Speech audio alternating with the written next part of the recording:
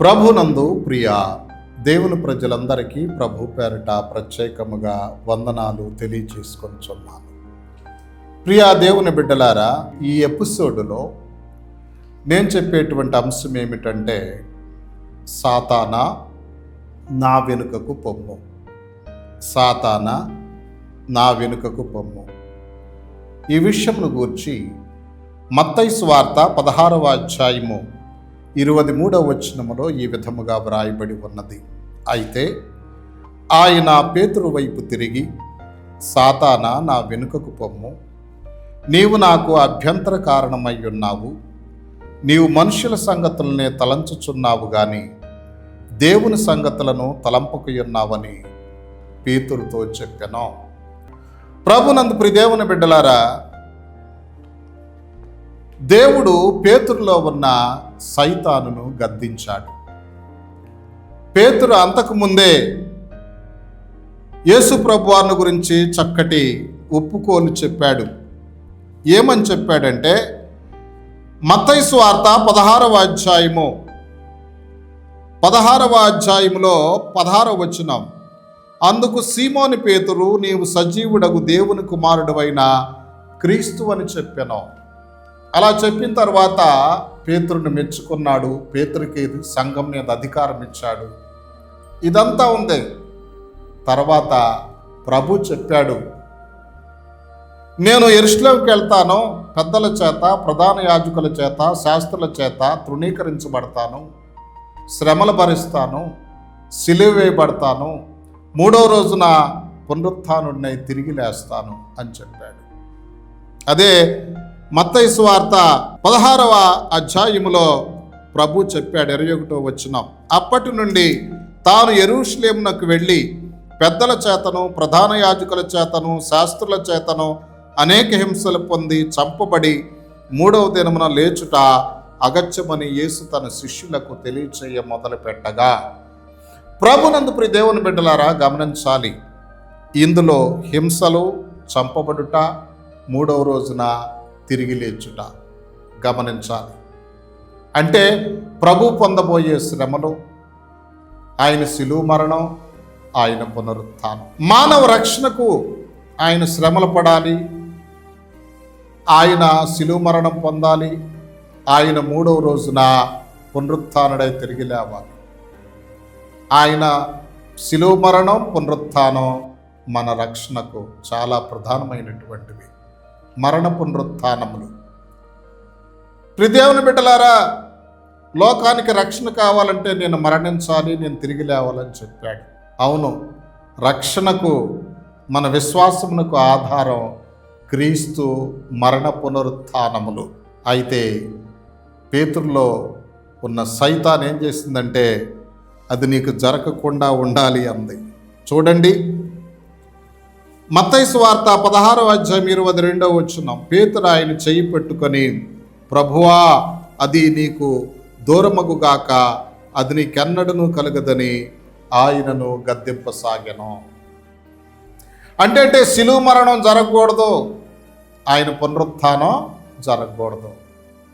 వాస్తవంగా పేతురు మాట్లాడలా, ఇది పేతురుని ఆవరించిన సైతాను మాట్లాడింది. సైతాన్ అనేవాడు ఒక పర్సన్.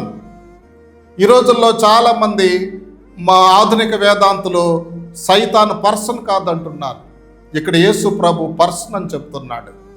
వేదాంతుల్లారా, నువ్వు పాస్టర్ కావచ్చు, ఫాదరు కావచ్చు, బిషప్ కావచ్చు, పాదరి కావచ్చు, ఒకవేళ నువ్వు సైతాను పర్సన్ కాదనే భావిస్తూ ఉంటే నీలో సైతాన్ ఉన్నదన్న విషయం మర్చిపోవద్దు. సైతాను పర్సన్.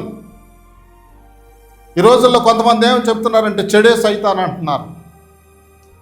సైతాన్ యొక్క క్రియ చెడు, కానీ సైతాన్ అనేవాడు పర్సన్. ఈ విషయం చాలా జాగ్రత్తగా, వీళ్ళు నోటి వెంటించి సైతాన్ పర్సన్ అని చెప్పరు, చెడే సైతాన్ అంటున్నారు. ఇటువంటి వాళ్ళని బాగా గుర్తెరగండి. వాళ్ళ అబద్ధ బోధకులు, వాళ్ళు చెప్పేది అనమాకండి. ఆ సైతాను, పేతురులో ఉన్న సైతాను ప్రభు శిలువ మరణాన్ని, ప్రభు పునరుత్థానాన్ని జరగకూడదు కోరుకుంటుంది. అవును, సైతాను పని ఎప్పుడు కూడా ప్రభు శిలువ మరణం జరగకూడదు, ప్రభు పునరుత్థానం జరగకూడదు, శిలువ సువార్త జరగకూడదు, పునరుత్థాన సువార్త జరగకూడదు. ఎందుకంటే సిలువ సువార్తలో రక్షణ ఉంది, పునరుత్థాన సువార్తలో రక్షణ ఉంది. సిలువ సువార్తలో పాప పరిహారం ఉంది, పునరుత్థాన సువార్తలో పాప పరిహారం ఉంది. ప్రభునందు ప్రియ దేవుని బిడ్డలారా, అందుకని సిలువ మరణ ఆటంకపరచాలని చూసింది, పునరుత్థానాన్ని ఆటంకపరచాలని చూసింది. పేతురులో ఉండి పలికింది. అప్పుడు ప్రభు అన్నాడు, సాతానా నా వెనుకకు పొమ్ము. హృదయమును బిడ్డలారా, సాతానా నా వెనుకకు పొమ్ము. ఎవరైనా సిలువ సువార్తను ఆటంకపరిచారనుకో, పునరుత్థాన సువార్తను ఆటంకపరిచారనుకో, వాళ్ళలో దయ్యం ఉందని అర్థం. యేసు ప్రభుని గురించి ఏమైనా చెప్పనిస్తుంది సైతాన్.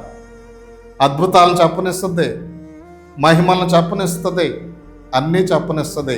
యేసు నీ కొరకు మరణించాడు, యేసు నీ కొరకు సమాధి చేయబడ్డాడు, యేసు నీ కొరకు తిరిగి లేచాడంటే సైతాను ఒప్పుకోదు. ప్రభునందు ప్రియ దేవుని బిడ్డలారా,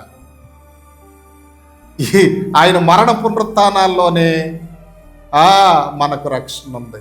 అందుకనే పౌలు అంటాడు, కొరింథీయులకు రాసిన మొదటి పత్రిక 15:3-4 నాకు ఇయ్యబడిన ఉపదేశమును మొదట మీకు అప్పగించుతిని.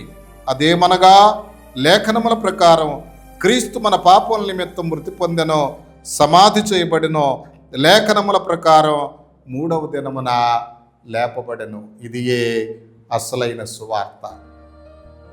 లేఖనాల ప్రకారం మన పాపాల నిమిత్తం క్రీస్తు మృతి పొందాడు, లేఖనాల ప్రకారం సమాధి చేయబడ్డాడు, లేఖనాల ప్రకారం 3వ రోజున పునరుత్థానుడై తిరిగి లేచాడు.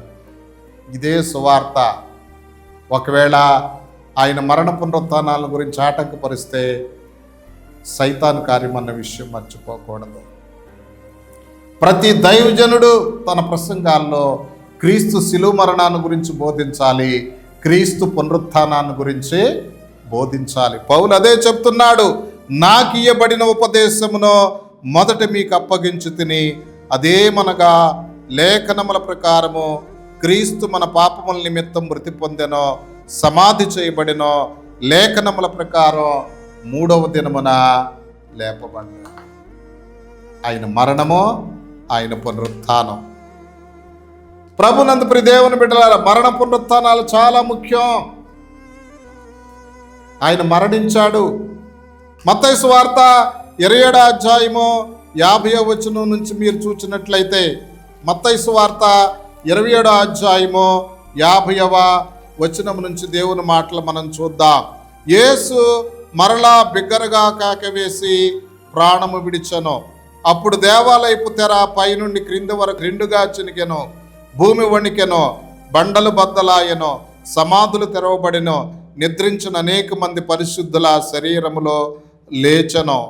దేవుని బిడ్డలారా, ఆయన మరణించాడంటానికి ఈ యొక్క సూచనలు. తర్వాత ఆయన లేచాడంటానికి పౌలు గారు కొరింథీయులకు రాసిన మొదటి పత్రిక 15:5 నుంచి చెప్తున్నాడు, ఆయన కేఫాకును తరువాత 12 కనబడినో, అటు పిమ్మట 500కు ఎక్కువైన సహోదరులకు ఒక్క సమయమందే కనబడినో, వీరులు అనేకులు ఇప్పటి వరకు నిలిచి ఉన్నారు, కొందరు నిద్రించరి. ఆ తర్వాత ఆయన యాకోబుకున్నాడు, తర్వాత అపోస్తలులందరికీ కనబడినో, అందరికి కడపట కాలమందు పుట్టినట్టు నాకును కనబడినో.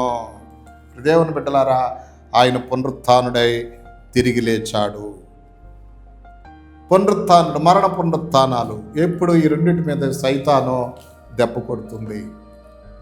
అందుకని పేతురులో ఉన్న సైతాన్తో అంటున్నాడు, సైతానా నా వెనుకకు పొమ్ము. మనలో అటువంటి ఈ యొక్క సైతాన్ కార్యాలు ఉంటే వాటిని కూడా పొమ్మని మనం దృఢ నిశ్చయంతో ప్రభువుకు ప్రార్థన చేద్దాం. తండ్రి, మీ కొందనాలు, స్తోత్రాలు. పేతురులో ఉన్న సైతాన్ని పారద్రోలని తండ్రి, మాలో ఉన్న సైతాన్ని పారద్రోలండి. మీ మరణ పునరుత్థానాలకు ఆటంకం కలుగజేసి ప్రతి వాటిని విడిచిపెట్టి మీ వైపు చూసే భాగ్యం దయచేయమని యేసు నామమున ప్రార్థించి వేడుకొనుచున్నాం పరమ తండ్రి. ఆమేన్.